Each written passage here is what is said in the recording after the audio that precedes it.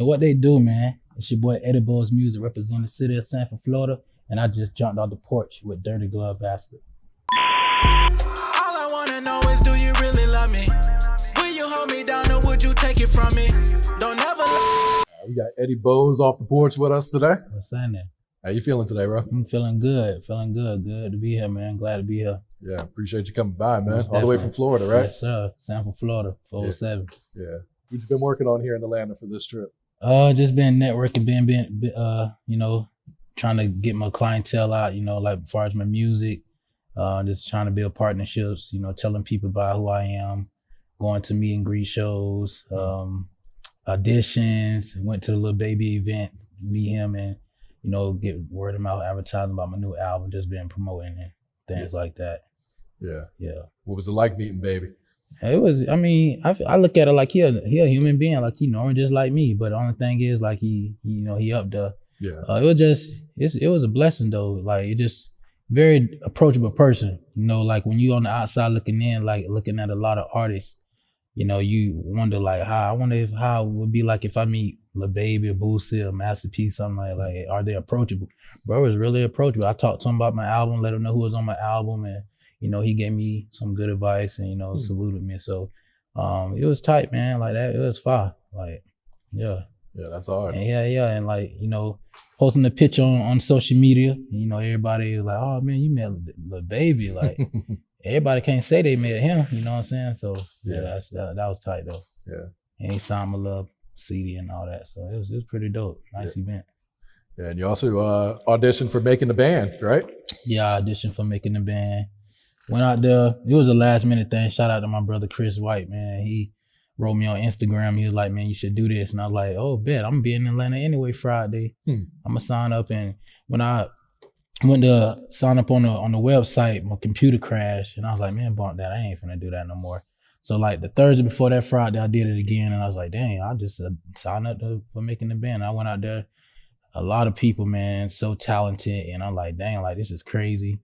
Seeing people I went to school with was out there, and just getting on the stage, and just laying myself out, it was cool, man. Like would I do it again? No. Nah, just cause like how they vibe, you feel me? Like how they select people, that ain't my cup of tea. So it's like I'm more happy to say I did something, especially where I come from. I tried out for American Idol, America's Got Talent, I did all that, so. Just to say I did something and take a shot, Now, if I would have walked away being selected, then I would have been crazy too. Yeah. But just I had an opportunity to do that. That was fun. Yeah. It's a dope experience nonetheless, though, All right, so talk to us about life in Sanford, Florida. Life in Sanford, Florida, man. You gotta mind your business, cause like Sanford, just like any other city, we got the good, we got the bad, we got the ugly, But my area where I come from, man, it's just like if you mind your business, you stay out the way, you won't have no issues. Sanford, it's what you make, just like any other world. Like, in Atlanta, life is what you make it. You go barking up the wrong tree, you gotta expect to get something in return that's not 9 times out of 10 ain't gonna be good. We got a lot of stuff that be going on, man, that's just like police brutality is something that goes on in my city a lot, and nobody say nothing about it. Like it's just something that people don't talk about. And then we have people from the city like trying to voice their opinion and it get overlooked. Like rest in peace Trayvon Martin. When that situation happened, it took one voice, Al Sharpton, open the door to expose that to a lot of people, and it was big. And that happened every day in the city, but people just don't value it. Police brutality goes on all the time, all the time, and just nobody say nothing about it. Just kind of like getting comfortable, you know what I'm saying? But Sanford, Florida it's small city, everybody know each other. So if you do something, somebody gonna find out about it. Like if everybody know each other. So there's not one person you should not know in Sanford, Florida, because it's small, right between Daytona Beach and Orlando. You know what I'm saying? So, but that's home, man. That's what raised me. I'll never forget where I come from. I was born in Orlando, Florida, but I was raised in Sanford, Florida. That's my home. So, but that's the crib. Yeah. And going back to police brutality, you were tased 14 times by the police? Yeah, I was tased, man, years ago. by the police, man, in my mom's crib. Bad experience, man. And with that situation alone, just showed like I'm just another nobody. Just because that happened, that don't mean nothing, Like, I'm another nobody. But yeah, I got tased, man. What was the incident that led up to that?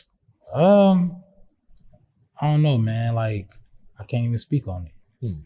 I can't even speak on it. Something happened and the phone call was made, and then I was talking to people say, oh, they said you was this person. They thought that you was this person, da da da. And I was like, nah, I ain't even known that. So, but yeah, man, I'll never forget that though. I remember like yesterday. Yeah. So mistaken identity. Pretty much. Okay. Yeah. Okay. I got you. You jumped off the porch at a young age to help provide for your family? Yeah, I was out there. Just cause, man, like my mom, she my biggest supporter for me and my little sister. So like she and my grandma, they was doing everything they could just to make sure we didn't go to sleep with our stomach touching each other. They was hardworking women. So like with me growing up, seeing my mom and my grandma going through that, like trying to survive, and putting a meal on the table, I felt like, shoot, I had a responsibility too. Like I used to do my little sister hair in school. My mama used to tell her not to go to school and let people play in her head. And my sister really went to school, had all these girls in her head, and she'll come find me. I used to do her hair, you know what I'm saying? So like I took a big responsibility at a young age to start cutting yards, start, doing stuff that, every young man should do. Nobody should tell a young man to do something like grow up to become a man. But when you living in poverty or the ghetto, so much you can do. So, but by having my mom in the household being the mom and dad, it made me look at life different, and it just made me want to help out a lot. Even if I couldn't help, I still wanted to do something. Like every day I kept my grandma's house clean. Like she'll go to church, go to work, my mom go to work. We knew to have our grandma's house clean, you know what I'm saying? We knew to at least have some food taken out for her to cook, make life easy for her, you know what I'm saying? Like there was not a night we could not go to bed without cleaning or doing something that we needed to do just to make sure everybody was good, Yeah. Yeah. And you end up going to college to play football? Yeah, man. Like after Seminole High School, I went to Minnesota to play football up there, and lasted 2 years. I got hurt, leg injury, and then after that, I was like, man, I ain't about football. This ain't something I don't see myself playing football forever. This ain't. I only played football because my dogs played, my cousins played, and I had a mentor, rest in peace, Coach Ron. He told me I should play to get a lot of anger out and stuff like that. Like football wasn't never something I wanted to do. Just I had people around me that played football, and all my friends played, and it kept me out of trouble. Instead of going home, walking home, getting in trouble, stealing out the store or something, I was in football practice, and it was fun too. Like we had some good memories. Yeah. So yeah. Did you finish school? Yeah, I finished. Yeah, I graduated from Cookman after dropping out of school. After that football injury, I got enrolled. My mom gave me two options: go to school or get a job. But I had to get out the crib, and I ain't have it like that. I was poor, like I ain't have it made, so I ain't had no job. My money wasn't long. I didn't have a lot of clothes like that, so I was struggling bad, very bad. So I just started Googling like, damn, I'm about to keep me out the house. What I need to do something. Applied for University of Central Florida. Seemed like they took forever to get back to me, and I was like, I played football, and thought that was gonna speed up the process, and that way didn't do nothing. So I had a couple of dogs, so I went to Seminole with, was out to Cookman, and I seen them boys like doing their thing. I was like, man, I'm finna go where they at. So I applied and I got accepted the same day. Yeah. So I finished school, man, Bethune class of 2016. Okay. Yeah.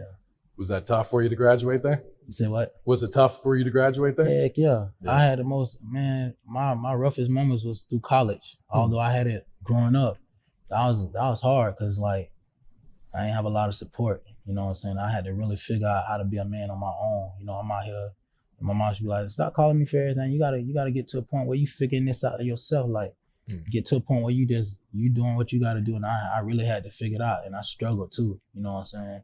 I walk around with talking shoes. I struggled, but I made it. And I'm proud of that. Like that was the best choice I did. Go back to school, especially HBCU. Yeah. So yeah, that was fine. What did you major in? I studied business administration. When I first went there, I studied psychology, and my dean got me into business administration. I studied that for 4 years, and I changed my major my senior year, my graduating year, and started studying sociology. Oh, okay. Yeah, so yeah. Did you get a job right after school? And after school, I struggled because I got arrested my senior year of college. Oh, wow. Just being at the wrong place at the wrong time. So that set me back a bit. So I was doing temp service after college. And so I had an organization brother, knew somebody that plugged me up in Indiana. And shoot, I took off to Indiana. So I'm a caseworker, to be honest with you. Oh, okay. Yeah. Shit. Yeah. You able to transfer back to Sanford or? Nah, I wouldn't even want to go back to the city and work. That's ain't something I don't want to do. Gotcha. Well, I work hard to remain the same. Nothing against my city, but life is bigger than Sanford, Florida. Yeah. You know what I'm saying? Like, the best opportunities came when I moved from home. And if it take me to do that, continuing to do that, I'm gonna keep going. Like, I'm never moving back to the crib unless it's an emergency. Yeah. Yeah. I got you. All right. So how old were you when you first started making music? I was around like 10, 11. In middle school, having a little rap books with my homeboys. We used to write verses. Everybody had one page to write verses a day. And so we just used to do that, meet up after school, sit at my grandma's house, and we used to freestyle battle against each other. I took it serious because I was actually good. You know what I'm saying? Not nothing against my dogs, but I was the rawest one. You know, because I listened to music all the time. Used to get kicked out of class, beating on the desk, making beats. You know what I'm saying? And then I had Fruity Loops. You know, I bought that on. Used to wait till my mama go to sleep, shut her door, stack the pillows on the door. And I used to tie the sheets like on the door, like so she couldn't hear, and that music be loud. And I'm just in the front room making beats, Fruity Loops. And I'd be trying to sell them for $10 at school, $5 at school. So yeah, and after that, man, I just started taking it serious, man, because it's an outlet, and I need it, you know. Yeah. Was your mom supportive of you pursuing a career in music? She supported me, but my mom, she's like, she be on me like making the right choices because she know like what I've been through, you know what I'm saying? She's seen what I've been through, and I used to make a lot of dumb choices, and I got in a lot of trouble, you know what I'm saying? So she supported me, but it's like, yeah, you know what I'm saying? I support her, but I feel like sometimes she remember the old me. And like even with my dad, like it's hard for him to accept the new me, you know what I'm saying?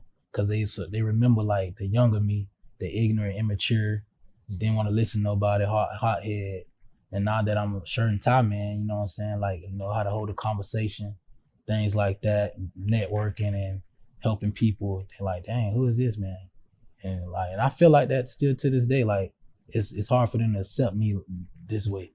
Now if I went backwards and cut up, oh yeah, they'll be on my neck. Like, oh, you know what I'm saying? I had a lot to say, but I don't hear a lot of negativity like I used to hear when I was doing bad. Now that I'm doing good, it's the opposite of the way around. Cause it's like, dang, bro, you bound to blow up. Who are you? Like, you know what I'm saying? And that come from me going back to school. Like when I went back to school, man, I was rough. You know, I didn't know how to hold conversations, you know, dressing in the kind of way, you know, black tees and hair wasn't cut. And, you know, I used to look at people with the dreads like, shoot, I'm fit in, but I seen a couple of people with dreads that had gold in their mouth, dressing up shirt and tie, like that threw me off. I like, bro, you from the hood. What you doing dressing like this? And for they said, man, I gotta get it. Like, life's too short. So I started elevating my mind, you know what I'm saying? Just getting to programming my mind to say I could do the same thing. And that's how I feel like sometimes my family, they can't believe that this is me. Like, dang, like, bro, I remember you when you used to do this, do that, and I look at you. And I get it all the time. My family members reach out to me all the time, man, I'm so proud of you. This and that, you doing your thing. I don't know what you did, what you been through, who you don't been talking to, but whatever you doing, keep doing it. Yeah. And it feel good now. It feel good, yeah. And you talked about needing music, you know, so is it very therapeutic for you when you're recording? Yeah, man. Yeah, man, like music became more important like when my grandmother passed away because we were so close, man. And like my grandmother passed in the same room when I was talking to her. Oh, wow. She passed away. Like I was the last person to talk to my grandma, like everything, you know what I'm saying? And seeing her smile, like last conversation, last person, and we was close, and she died, bro. Like that threw me off. So like I went through a phase, man, low self-esteem. Like I just started going through depression, all that. Like I went through it bad. And so like I tried therapy one time. Still good. I tried therapy one time. And I felt like they was judging me. Like every time I said something, they was judging me. And so I was like, man, I don't like to tell my business to people without feeling judged. So I started putting more effort in the studio. Like I remember 2009, I got bad, like something just turned up in me. Like I started going ham, doing features, you know, like just started taking it serious and started listening to myself, and it just being there for me ever since. I don't need therapy. Music is my therapy. So when I'm in the studio, if you ain't like invited to my session, you can't come in. And it's like that all the time. It's just me and the engineer. It's just us two. And like he be quiet, you know what I'm saying, and just let me do my thing. And I feel like I'm in paradise or heaven or something. Like it's different. And it's that sound, like it's lovely, bro. Like it's hard to explain, but all the music heads out there know what I'm talking about, you know what I'm saying? Yeah. So like, yeah, music is therapy for me. It just gives me an opportunity to express myself, talk to the microphone, don't have to feel like I'm judged. The microphone just let me tell what I need to say. Don't talk back. Don't say, oh, this sound bad. Just let me talk.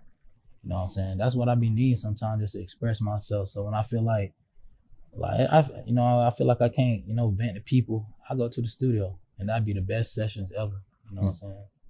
Yeah. Do you write your music? Of course. Yeah. I heard Boosie say, I got my own looks, I write my own hooks. When he said that, I say, dang, I want to be like Boosie. For real. And I heard him say that, bro. He said, I got my own looks, I write my own hooks. I said, I'm finna write my own hooks. And ever since I heard that, ain't nobody I'm the hook, man. I do my own hooks. I don't care what song we get on, I'm doing the hook. Unless it's your song and you say I'm doing it. But if it's my song, I'm doing my own hooks. You know what I'm saying?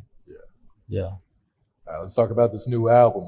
Drops tomorrow. It'll be out by the time this interview Lost in My Thoughts. Lost in My Thoughts. Why that title? Overthinking, man. Like, just be overthinking sometimes. You know what I'm saying? Like, my mind be focused on this thing, and then another thing come up in my mind, and then I'm already be going through something like, arguing with somebody. Just too much, man, at one time. I'm just lost. Like, I'm trying to escape from this. Like, let me just get out this shit. You know what I'm saying? Like, just trying to escape from it. So, like, yeah, Lost in My Thoughts. I feel like that was the best name for it to, express myself, to, talk what I talk. Yeah. So this is going to be a very personal album, huh? It's personal. Yeah. Very personal. It's very personal. Yeah. Who's some features you got on there?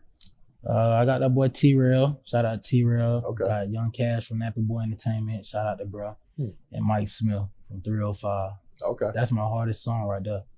It's called Pain Run Deep, featuring Mike Smith. And it's real. Like, he's saying some real stuff on that. It's just every track relatable, but that song alone it stands out, bro. It stands out. And like, I had a lot of artists who I was reaching out to, man, wrote on Instagram, like just being nasty, like industry artists.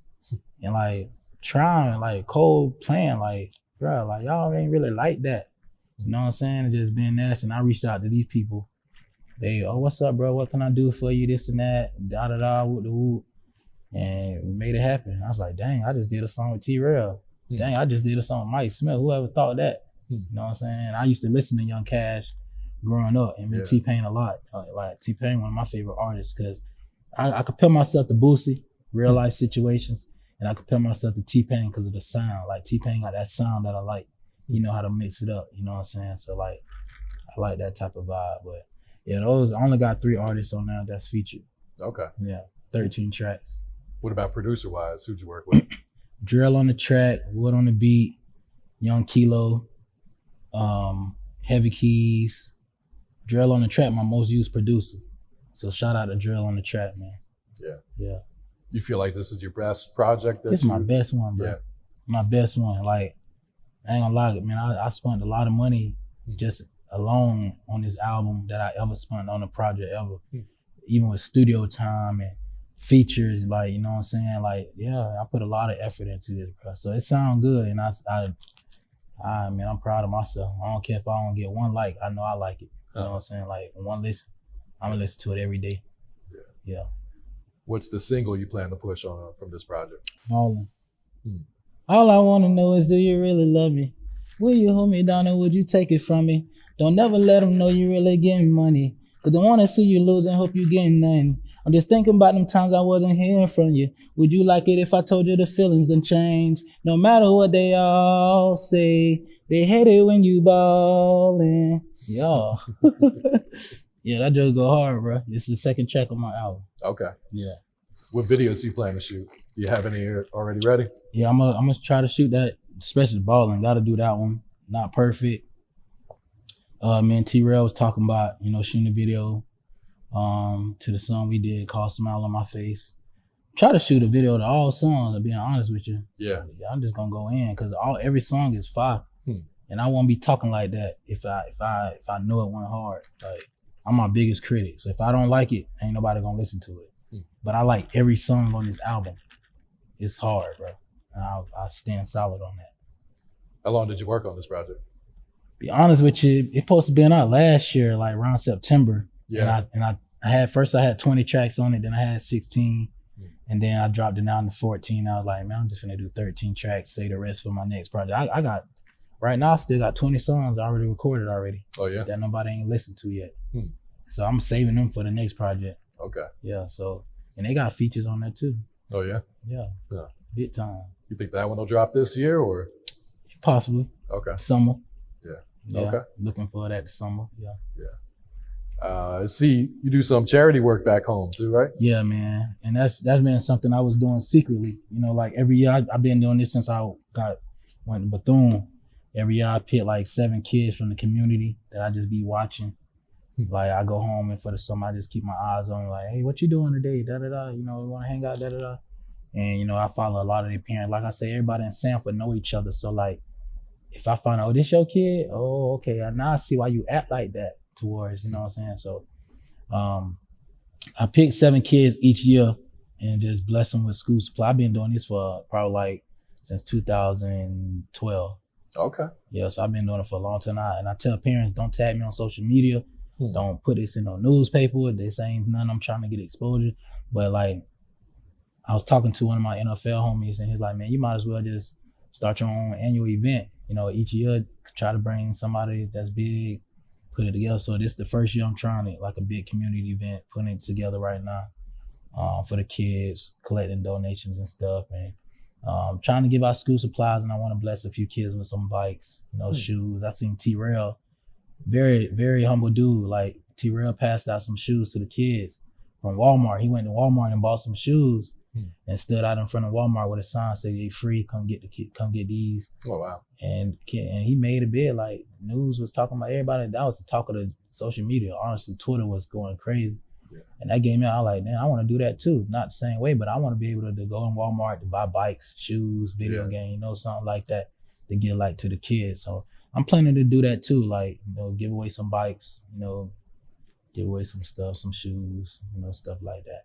Yeah, that's all right. I'm just praying that it work out though, you know, cause like from my city, when you're doing good, you ain't gonna get acknowledged.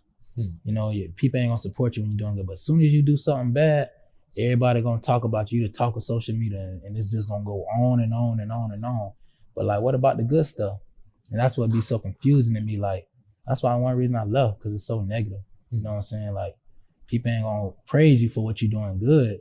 But as soon as you go out there and mess up, you know, you get arrested, they wanna post your picture, you wanna laugh at you, make comments, but be first one in your inbox, hey friend, da da da. This is weird, bro. People are weird in Sanford. Yeah. So it's like, yeah, so I'm trying to do that. So I posted my ad. So far I got $20 raised. Oh yeah. But 20 is better than 0. So I'm very thankful for that person who donated that. Yeah. And even if I got to do it myself, come out of pocket, I'm going to do that, because this is not something that just came to my mind, like just to do it. It was sent from God, like for me to do this. So I'm gonna do it, man. Yeah. All right. What's some of your goals for the rest of 2020? I want to go on tour. Yeah. I want to shoot like 10 more videos this year. Get a feature with Boosie. Meet Master P. I've been tagging Master P a lot on social media. Yeah. Like I feel like he wise, man. Like, I want to meet Master P just to holler at him, like for some advice. Or, you know, like I keep up with Master P, so that's a goal of mine, and I'm gonna get it accomplished. I'm gonna meet Master P this year. Mark my word, bro. So that's a goal. This charity event. Drop another album later on in the year. That's it, man. Just ride the wave. You know what I'm saying? Work with artists, more artists. You know, that's it, man. I ain't trying to ask for too much. I don't need all the pie. Just give me a slice, and I'm satisfied. Yeah. You know. All right, Eddy. Any last words? Any shout outs? Man, just shout out to my city, Sanford, Florida. Shout out to Dirty Good Bastard. You know, just shout out to myself for just making it this far. I said I was gonna do an interview with you, and I got that done. I said this 2 years ago, bro. Oh yeah? I swear to God, I said this 2 years ago. I got it done. So shout out to myself for making it this far. All I wanna know is, do you really love me? Will you hold me down or would you take it from me? Don't ever let